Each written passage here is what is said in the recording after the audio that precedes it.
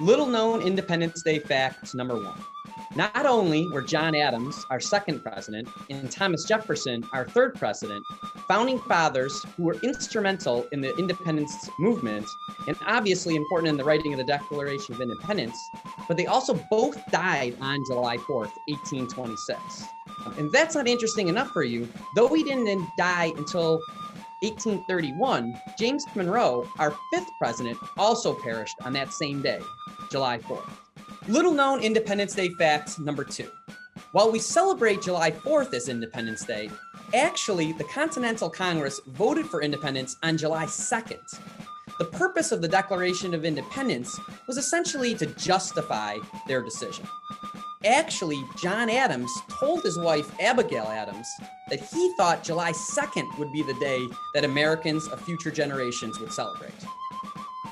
Little known Independence Day fact number 3. On July 4th, 1776, it's very likely only 2 people signed the historic document.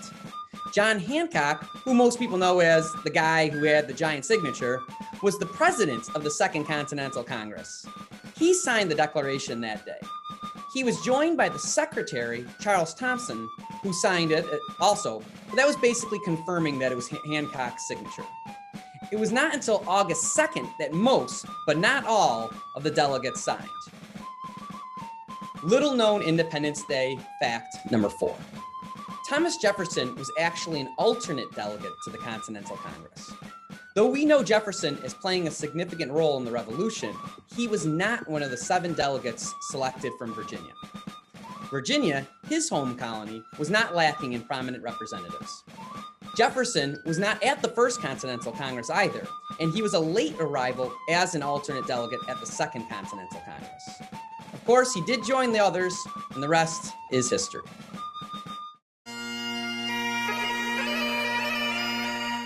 Little known Canada Day fact number 1. The name of Canada Day was only officially adopted in 1982, after several failed attempts to change the name of the day from Dominion Day. The change finally passed through the House of Commons on a hot July afternoon, when the members of the House who were present decided to push a private member's bill through all 3 readings. Little known Canada Day fact number 2. Although Dominion Day was first proclaimed by Canada's Governor-General in 1868, the year after Confederation, it didn't officially become a holiday until 1879, because members of Parliament from Nova Scotia objected to the first bill that would have made it an official holiday, feeling that their province had been forced into Confederation against their will. A decade later, those feelings had been smoothed over, and the day officially became a holiday. Little known Canada Day fact number 3. For decades, Dominion Day was celebrated with picnics and fireworks displays across the country. But it wasn't until 1958 that the federal government, under Prime Minister John Diefenbaker, decided to organize major celebrations on Parliament Hill, starting a tradition in Ottawa that has lasted almost uninterrupted until the present day. One major exception was 1976, when the events were cancelled as a budget-cutting measure. Little known Canada Day fact number 4. Longtime Jeopardy game show host Alex Trebek co-hosted Canada's birthday celebrations on Parliament Hill in 1965, back when he was working for the Canadian Broadcasting Corporation. He was fluent in both English and French, which was important for the show, which aired on both the CBC and Radio-Canada, the national public broadcaster's French counterpart.